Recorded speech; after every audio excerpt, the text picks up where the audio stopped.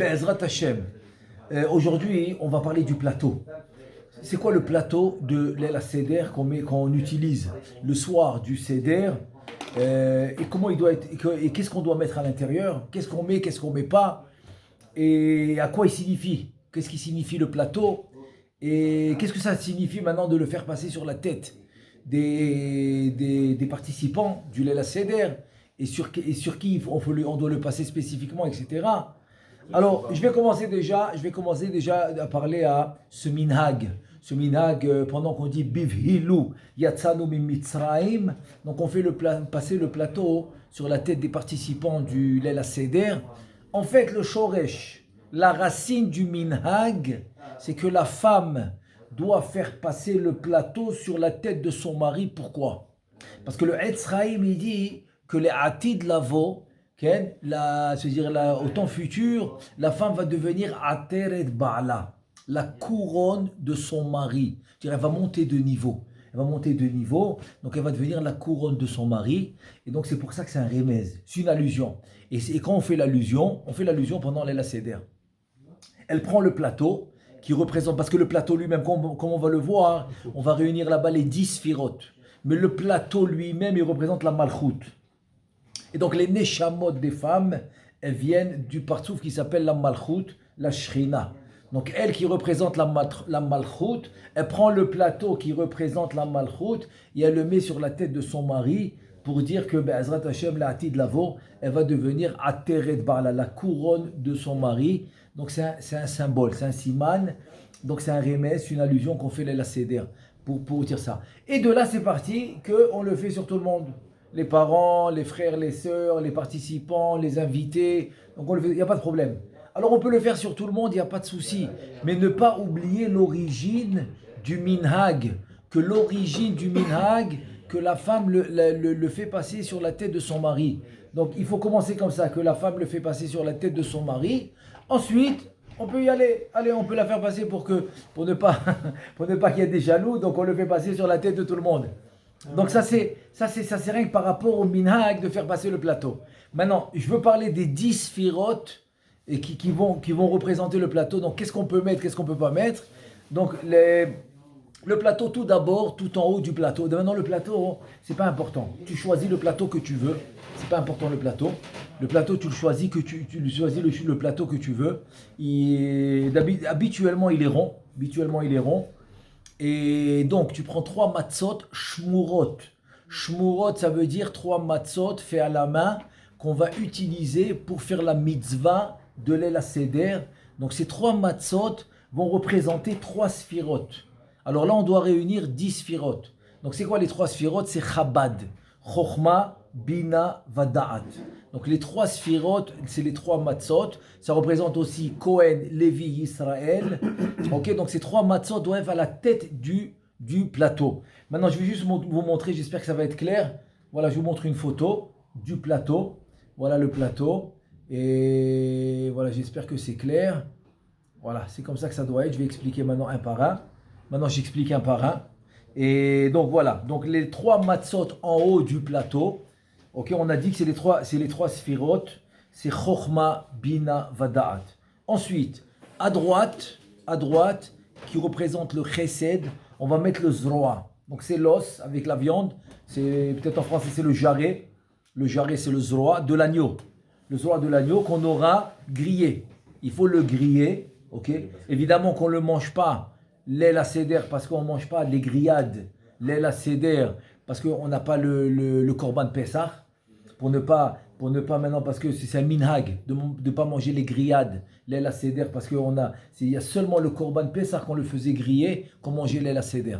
Mais en journée, on a le droit. En journée, on a le droit de manger les grillades, il n'y a pas de problème. Je parle le soir, de l'El HaSeder. Donc ça, c'est seulement pour le plateau.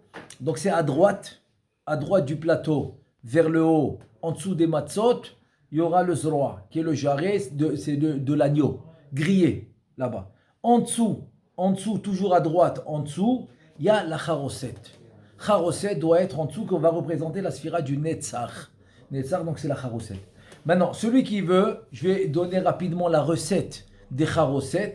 Et donc, ça c'est Rabbeinu Chaim Vital, qui a demandé le harizal à la mère du harizal. Il a demandé à la mère du Harizal comment le Harizal il faisait les charoset. Et là, il lui a donné la recette. Il mettait 7 fruits et 3 épices. Et c'est quoi les 7 fruits? Donc, il y a la date, la poire, la pomme, le raisin, les noix, grenades et figues. Je répète, les 7 fruits. La date, la poire, la pomme, le raisin, noix, grenades et figues. Les 7 fruits. Maintenant, juste un conseil. Un conseil, parce que les grenades, ils ont ces grains blancs. Donc ça rend un peu difficile à consommer la charosette une fois écrasée. Donc pour remplacer la grenade en tant que fruit, on prendra un vrai concentré de grenade qu'on mettra à la place du fruit pour ne pas avoir ce problème de grain blanc qui va être compliqué pour la consommation de la charosette.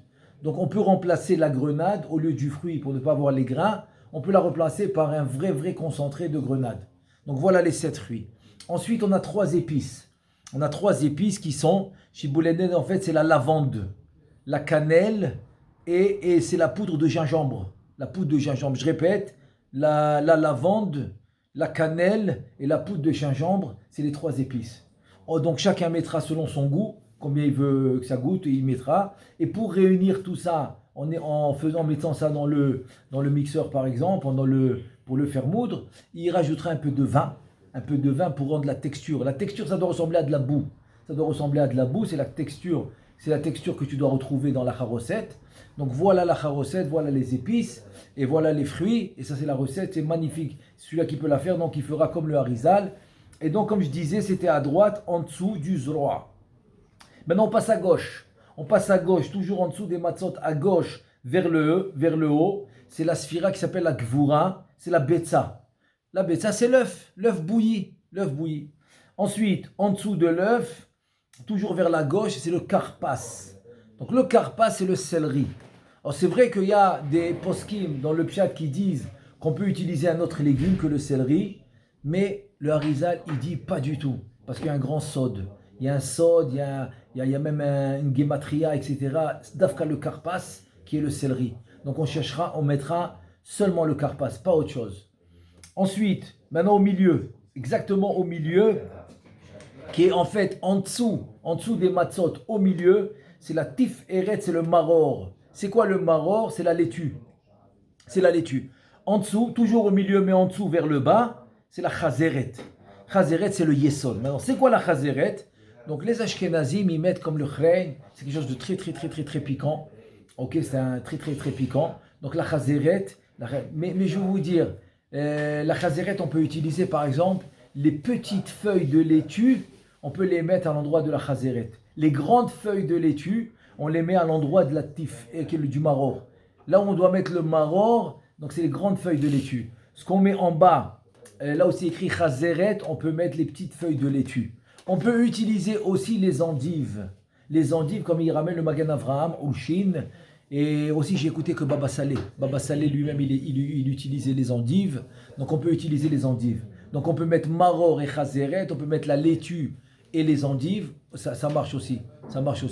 Donc, combien on en a? 9. Donc, les 3 matzot, ça fait 3. Chokhma bina vada'at. Zroa charoset, ça fait 5. Chesed netzach. Betza karpas, c'est gvuradot, ça fait 7. Tiferet et Yesod, qui est maror et chazeret, ça fait 9. Le plateau lui-même, c'est la malchut. Voilà les 10 firotes. Maintenant, l'eau et le sel, ou bien celui qui utilise le vinaigre, ou l'eau et le sel ou le vinaigre, on va tremper le karpas, ça doit être en dehors du plateau. Ça va être en dehors du plateau, pas dans le plateau lui-même. Et il faut s'assurer. Il faut s'assurer que tout le seder, jusqu'à qu'on a fini de manger les kazetot qui vont être dans motzi matzah. Donc je vais dire rapidement aussi par rapport aux kazetot. Motzi matzah, il faudra manger 2 kazaït, parce qu'on doit se rappeler d'abord le kazaït, le motzi, ensuite le kazaït de matzah. C'est pour ça qu'on a 2 brachot. 2 brachot, c'est une khumra. C'est une khumra de manger 2 kazaït à motzi. Donc une parce qu'on fait à motzi. Et une autre parce que c'est à l'achilat matzah. Et quand on fait à motzi lechem minaret, on va prendre les 3 en fait. On a juste 2,5 parce que celle du milieu on l'avait coupée à yahat. Donc on a mis le grand morceau pour la ficomane, on a gardé le petit morceau au milieu. Donc on fait la première bracha motzi, on prend les trois ensemble, c'est-à-dire les deux et demi, les deux entières avec celle du milieu, la moitié. On fait la première bracha motzi lechem haaretz. Quand on vient faire la deuxième bracha, on laisse la matzah d'en bas, on la laisse poser sur la table et on prend rien que la matzah du haut avec la demi, avec le petit morceau qui reste au milieu. On prend celle entière avec la matzah coupée. Et là, on va faire la deuxième bracha, la chilat matzah. Et là, ça va être 2 kazetot. Ensuite, on aura le kazaït de maror qu'on va tremper dans la charosette. Et tout ce temps-là qu'on fait les kazetot, le plateau doit rester intact. C'est-à-dire, on doit laisser tout ce qu'on a dit maintenant. Tout doit être encore dans le plateau. On fait le kazaït de maror. Comme j'ai dit, c'est la laitue. Celui-là qui veut utiliser les endives. Les endives, ça marche aussi très bien.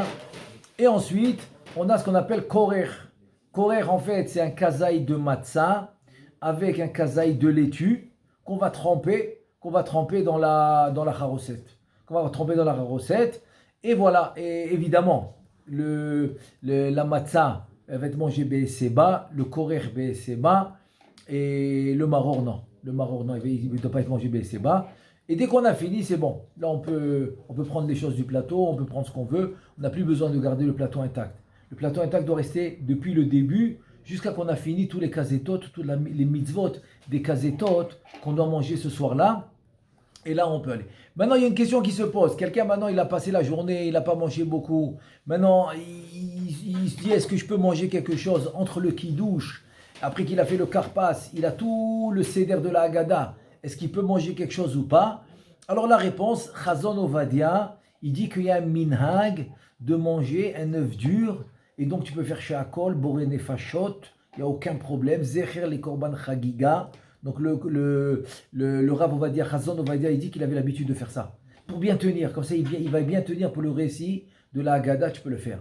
Maintenant, ceux qui ont l'habitude de manger le riz, les Sfaradim, qui ont l'habitude de manger le riz, donc il peut manger aussi une petite assiette de riz, il n'y a pas de problème. Il fait mezonot, boré nefashot, et là il commence le récit de la Haggadah. Et comme ça, Bezrat Hashem, il pourra tenir pour tout le récit comme il faut. Donc voilà, ça c'était juste un résumé, Bezrat Hashem, pour le plateau du Leil HaSeder. Alors Bezrat Hashem, chez Pesach, Kasher, Vesameach, Amen ve Amen.